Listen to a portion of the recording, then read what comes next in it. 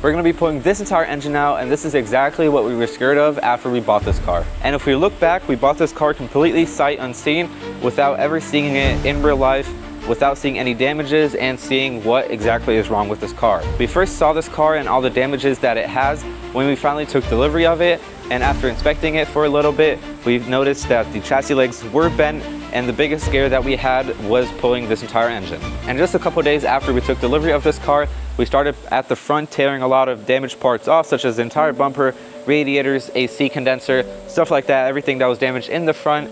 And after that, we also moved on to the interior by taking out all of the blown up airbags out, and the entire headliner, and also the dashboard, because that was also blown up. And this entire thing looks way better now, looks way fresher and cleaner again without all those blown up airbags.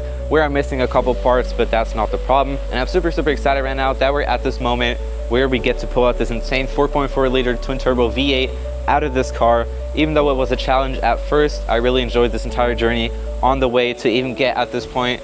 And it's a challenge, and obviously we learn a lot of things. We get to experiment around the car, we get to share it with you guys, and I think this is definitely worth a like and subscribe, because this just helps out the channel a lot. Yeah, another side note, I'm 16 years old. I've never dug this deep into a car. Me and my dad, he's obviously kind of my supervisor on this entire project. He's on the side, always helping me with things, giving me tips and stuff like that, also recording for me. But yeah, I'm super excited that we're finally at this moment. As you may have seen in our last video, we started by taking a lot of things around the entire engine off, and just taking a lot of small things off, and also bigger things like the entire steering rack, the sway bar, and also disconnecting the drive shaft in the back. This was a huge step right now, milestone also. But yeah, I'm super excited. In this video, we're going to be disconnecting the drive shaft also on the front for the left and the right, because it is a X-Drive or a four-wheel drive, so the front also has a drive shaft. So we're going to be disconnecting those, and then after that, everything should be hopefully disconnected, and then we are going to disconnect the engine from the subframe, but we're going to get there in a little bit. So yeah, I'm super excited that we are at this point right now. As I've said a lot of times, I'm super excited. And as you may have seen, the wheels are turned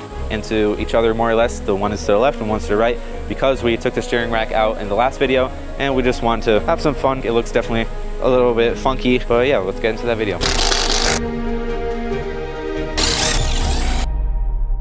So the first step is going to be to take out the center bolt, and this center bolt is to disconnect the drive shaft, because this holds the entire drive shaft to the wheel hub itself. So yeah, that's what I'm gonna do right now. So in some special situations, we need special measures. So for this, we first need a breaker bar. We can't do it with the impact yet because we need more leverage for this. So we're gonna start off with the breaker bar.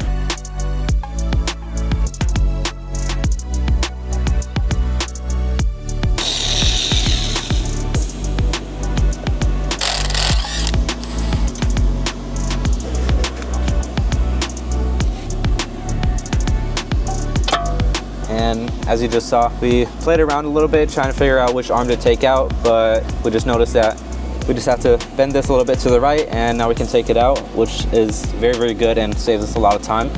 And now we just have to do the other side of this drive shaft, and yeah, and then we have this one out. And again, this was only possible because the entire steering rack was out, and we can move this however we want. So I'm gonna do the same on this side, also bend this over and try to pop this one out. Also have to push it back quite a bit. So yeah, as you can see, this wasn't too hard. Yeah, again, saves us a lot of time. Don't have to take out any of these arms, which is very good. Or else I'm gonna have to put them back again because we need this car rolling. So that's very good. But yeah, we just need to pull this one out, and then we have both of them out. So the next step to get this drive shaft out is to disconnect it from this side, and just kind of like clipped in with a little spring in here. This whole piece is metal and this is plastic. So right in between here is where it disconnects. So what we're gonna do first is take a 2x4, put it against here, and tap a couple times until we have maybe a little gap, and then we're gonna go in between there with a pry bar. Then we should have this drive shaft out.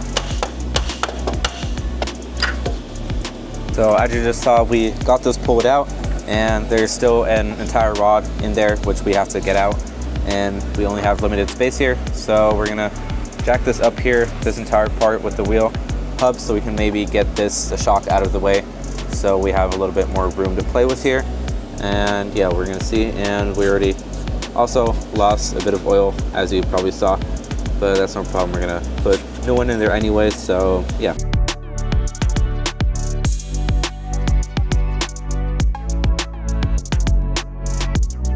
So as you can see, this is the front right draft shaft. This was not too hard to get out, just a little bit tapping on it, and that one center bolt, which was on this end, easier than expected. But yeah, we're gonna get started on the other side now. And also for stuff like this that is low to the ground and also open with small teeth and stuff in the entire differential, it's important that you close stuff like this off with a little paper towel, also a little plastic, and then just tape it shut so nothing gets in there and could maybe damage some things more. And here's the left side of the drive shaft, which is a little bit shorter because the drive shaft sits a little bit more on the left side on this car, and this one was a little bit easier to get out. And also super important to keep these parts clean, and also the other side on the car itself. Just wrap things around it, make it tight, make sure no dirt gets on it. And we also put this on a paper towel in a corner that we don't really use so we don't whirl up too much dust around here, so these things should be kept good around here.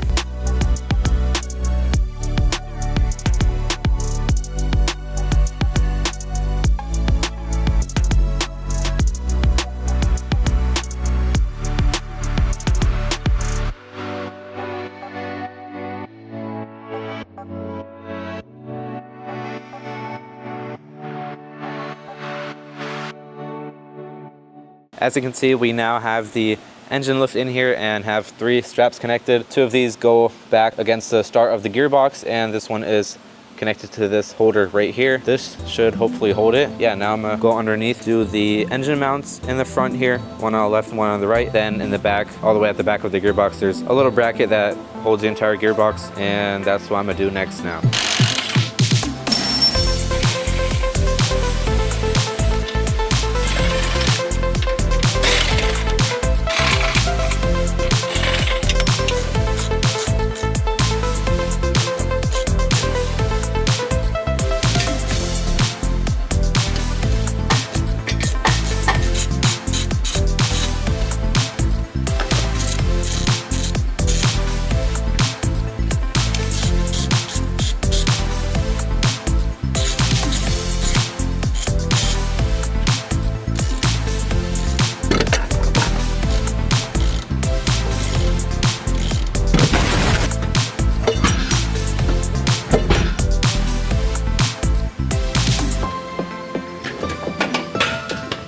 So here's where we're at right now.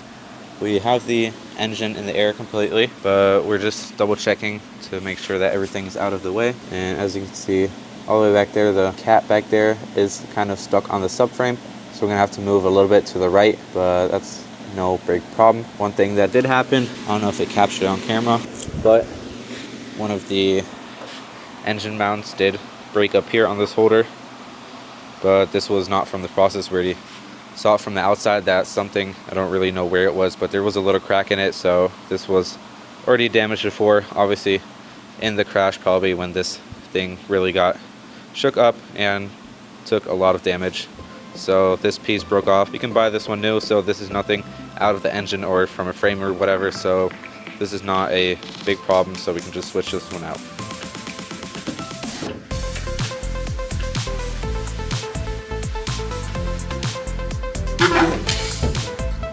Another quick mid-game interview whilst we're pulling this out. We have most of the engine out, kind of. It's just the entire gearbox that's kind of sagging down in the back down there. So what we're gonna try to do is set it down and tighten these more so the back lifts more up so we can take it out more, and everything else looks good. The only thing we did still find that was connected are these oil lines, which are for the oil coolers, which run through the front, and we only had this little holder which was still connected to the chassis, but that was just 2 screws, and this is flexible, so nothing happened luckily. But yeah, we're gonna keep on going now. Hopefully we're get this out. One more thing that we found is this hose, which I believe is for the heating, which goes inside of the car. We didn't see this, but I just caught it at the right moment, and there's wasn't any tension on it anymore, so I'm just gonna disconnect it here.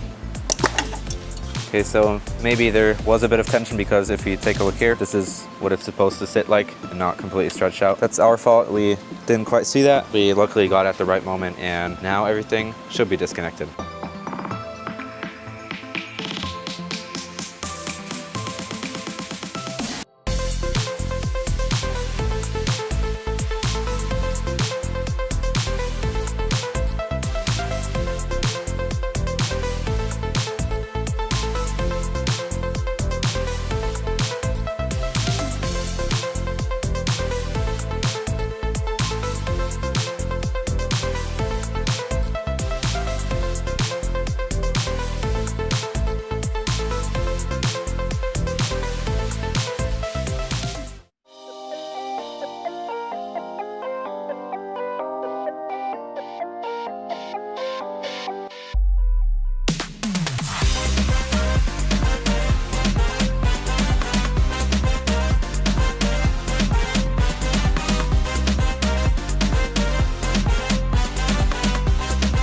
So we finally got the engine out. We just kind of cleaned up everything, put the wheels back on, put the car back down, and also tied up the drive shaft and also the exhaust down there. We're not going to keep it like that right now, but as you can see, it looks completely empty, obviously. Not a lot, but weighs a couple pounds less, and I think can go to Diego in a couple of days, maybe, I don't know. We'll look into that, and we have the engine on the other side. We're gonna go there right now. So here's the engine. As you saw, we took it down on some wooden blocks, so there's no more tension on these things. And a good point of why we took it out, or another good thing about it that we took it out, is, for example, as you've seen, one of the engine mounts completely cracked off, and this one, you can see this holder up here, which also you can take off separately, also cracked up here on this little bolt right here, which you can take the engine mount off of. So that's also a good part that we took this engine out, because we probably wouldn't even notice or see things like this. But yeah, that's good. And the engine itself looks good. Obviously it is not the smallest engine, being a V8, but definitely looks good. And it's definitely gonna sit here for a couple of days until we get the car back, and then we can hopefully get it back in there in one piece. I hope you guys enjoyed this video. It will help out a lot if you could like and subscribe. Drive safe and stay tuned.